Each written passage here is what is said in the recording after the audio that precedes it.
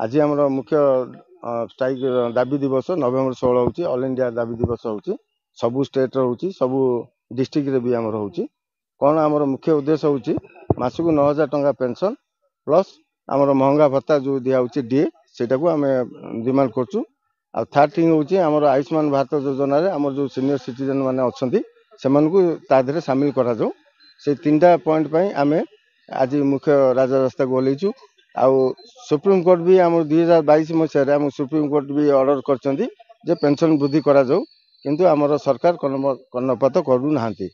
किंतु एतिकी दुखर विषय जे आमर जो भाई माने 30-40 वर्ष हला सरकार कर्मचारी थिले काम करथिले आज से माने ता पेंशन रु वंचित होउछंती। आ जो पेंशन दउछंती सेटा समुद्र को संखे 400 500 700 800 टका पेंशन पाउछंती। एई बयस रे जदी 700 800 टका ता मेडिसिन खर्च भी अंठिबनी किंतु बंचिबे केमती। किंतु एठी आम दुख लगुच सरकार आम प्रति जो बहिमत मनोभाव रखुची सेटा आम दुख लगुच जोटा कि आमर नेता राजनेता माने थरे एमएलए एमपी हेले तांकर जीवन सारा पेंशन पाउछंती किंतु आमर जो भाई माने 30-40 वर्ष सरकार कर्मचारी थिले सरकार सेवा करथिले तांकर 700-800 टका रु अधिक गोटे टका मिलु नाही।